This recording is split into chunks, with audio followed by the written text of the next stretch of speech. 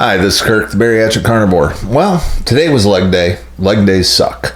I'm not one of those people that loves to work out. I will do it. I think it's important. I want to be bigger, faster, stronger. But frankly, I don't like to work out. I know there's people that love to go to the gym and spend an hour in there and they get some sort of endorphin high on that thing. I'm not one of those people. I mean, I want to do the minimum required with the minimum amount of pain just to get the job done. And the day I really dread the most each week is leg day because, frankly, it hurts. These are the biggest muscles in the body, and I use bands and lift a lot of weight, with those bands when I'm working on the legs. And the reason for that is the biggest muscles in the body are in the legs. And you just want to have strong legs with strong type 2 fast twitch muscles in them so that, I can not fall over and won't break my hip and die.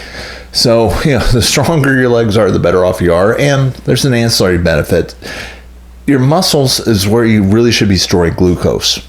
Not in your liver, not in other parts of your body, but that's where you should be storing a certain amount of glucose, not in your bloodstream. But, when your muscles are big and strong and healthy, your body is storing glucose in there, not in your bloodstream. It's got a place to store it safely, and it's available to your body when you need it. And that's what you should be shooting for. And the biggest muscles are in the legs, and particularly the glutes. So you want to be able to have them big and strong. But frankly, it hurts when you do it. So, but you have to do it. Let's talk about a few studies that have come out over the last month that I think are fascinating, but they're not pointing to a big picture solution yet.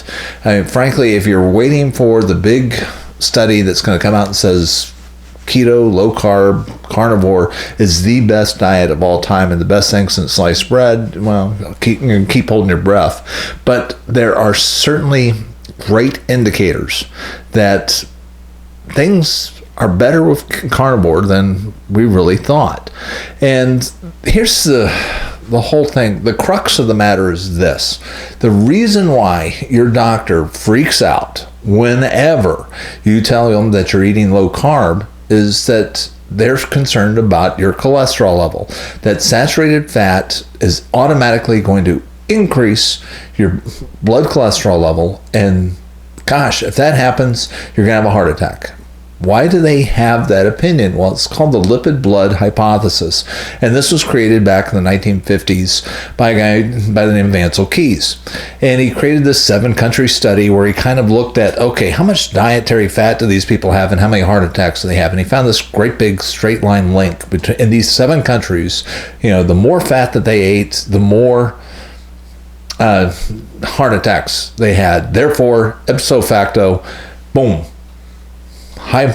Eating lots of saturated fat causes heart attacks. The problem was that they had data from over 22 countries, and when you look at all those different countries, it's not a straight line graph.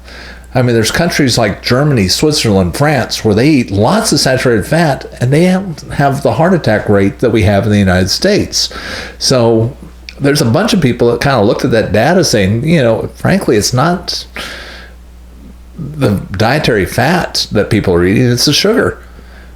And a bunch of people very much held on to that idea all the way, and the battle was on in the 60s and in the 70s. Unfortunately, the federal government got involved. And the federal government sided with the lipid heart hypothesis, mainly because Ansel Keys was in charge of the bureaucracy by that time and was controlling the data. And frankly, before the federal government started getting involved in it and started pushing the low-fat diets, there was no consensus in medicine at all. And people's acceptable cholesterol levels were significantly higher than it was today. So, I don't think we've changed that much as a species since then, but the science has changed. The consensus has certainly changed. And the reason why your doctor is going to freak out about going low carb, they're concerned about cholesterol. Well, here's the question. Have there been anybody doing any studies where they started really looking at the heart and looked at people with high cholesterol levels who are eating low carb and were metabolically healthy?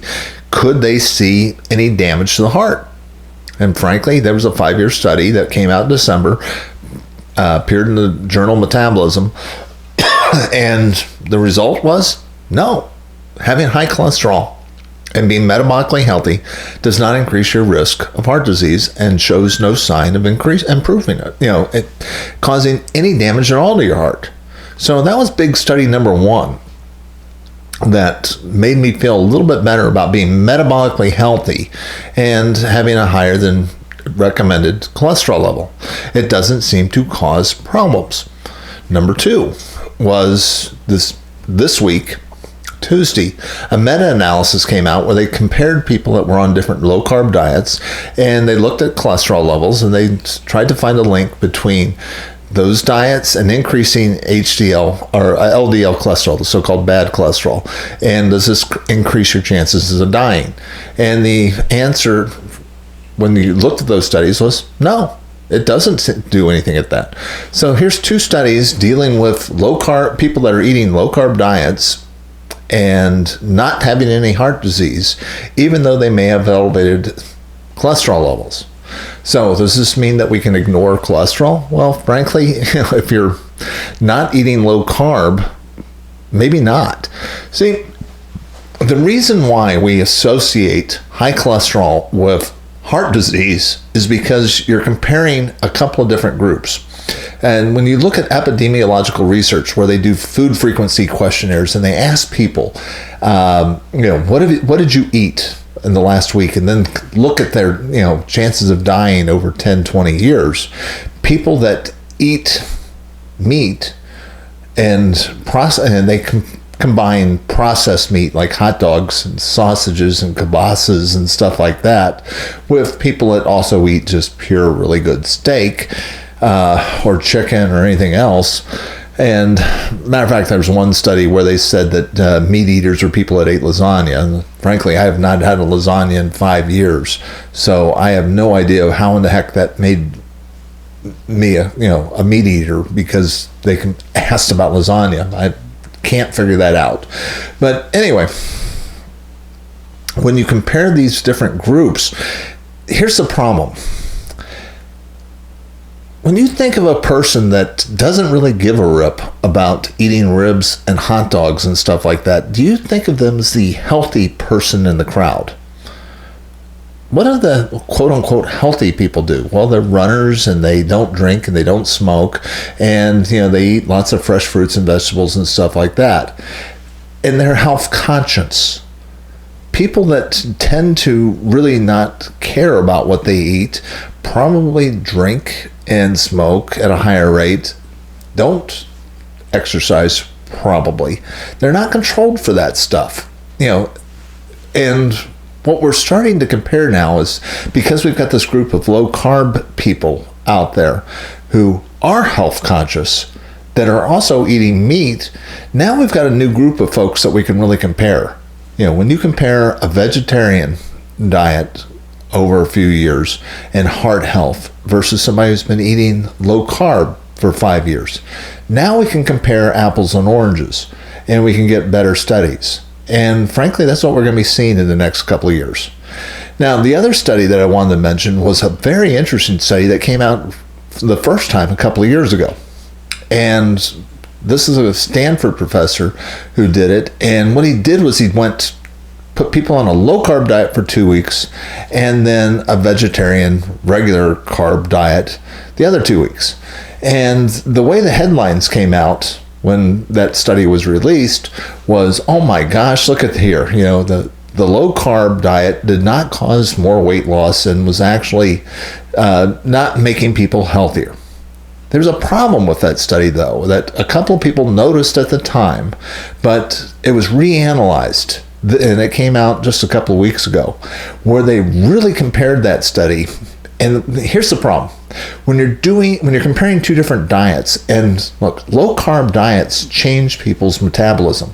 It takes more than usually 2 weeks, but when you do that, the insulin level is going to drop, the blood glucose level is going to drop almost immediately. It's a major, powerful therapeutic in a very short period of time, and you're going to lose a lot of weight through the inflammation loss. And so you do that for 2 weeks and then jump in and do a high carb diet.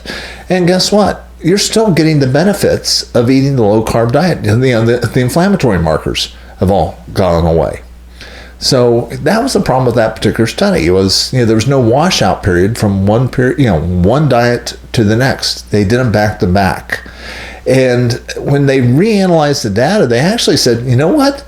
The low carb stuff created so much metabolic change that it did cause people to lose more weight, and they did get healthier in that 2 week period, and they could eat low carb for 2 weeks and still have substantial benefits 2 weeks after eating a regular carb diet for 2 more weeks.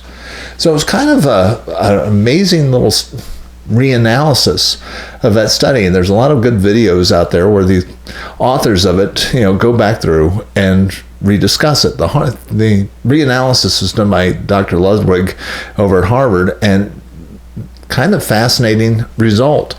So hopefully you're not completely freaking out when you look at all these scientific studies all trying to tell you that low carb is going to kill you. Because frankly, the only thing that they've got designed that will still freak people out is cholesterol. And the more and more we keep looking at studies with low carb people, and does the effect of low carb when it increases your cholesterol level, does that cause heart disease? And frankly, the answer is coming back no, from all the studies that we're seeing so far. And there's only going to be more coming out in the next couple of years, and I'm looking forward to seeing more of them. One of the guys, I think it was Einstein that said a long time ago, science advances one funeral at a time. And it's going to take a while before all these docs that have been raised on the idea that cholesterol is going to kill you go away. And they're finally replaced by people that have been dealing with patients that have been working on low carb stuff. Frankly, it's rather frustrating that so many of the people that do studies don't treat people who are on low carb diets. This guy that did the study initially in Stanford was actually terrified of the idea of putting somebody on a low carb diet because they were going to have to eat more saturated fat, and he thought that would kill people. And that to me is absolutely ludicrous. It's almost phobic. It's almost a religion. But most of these people are almost holding on to the idea with religious fervor that somehow eating saturated fat means that it's going to automatically go into your bloodstream. And that just doesn't make physiological sense. Your body breaks it down, and it's broken down into your digestive tract. It doesn't go straight to your heart. It doesn't go to your bloodstream. It's broken down into usable items by the intestines, goes to the liver. The liver creates the cholesterol, and look, the liver is going to create enough cholesterol to keep you alive. Cholesterol is vitally important stuff. If we could wave a magic wand and take away all your cholesterol, it ain't going to make you healthy. It's going to kill you. You need it. This is what is vital for your immune system and everything else for your health. That's why people that have the highest cholesterol levels tend to live the longest, because they're the healthiest. So don't fear the cholesterol. Don't feel like you have to completely ignore it yet, especially if you're not metabolically healthy. And only about 10% of this country is metabolically healthy. So maybe there's a link between high cholesterol levels and being metabolically unhealthy. But the big thing is making yourself metabolically healthy. That seems to be the strongest link to long-term health and preventing heart disease. This is Kirk, the Bariatric Carnivore. If you like this message, please hit the like and subscribe. Join this tribe. If you've seen any other studies that are of interest, put them down in the show notes below. Let other people find out about them. The more we have people that are armed with really good science, taking a look at this stuff and realizing that the emperor really doesn't have any clothes, the healthier we're going to get as a country. I will talk to you again soon.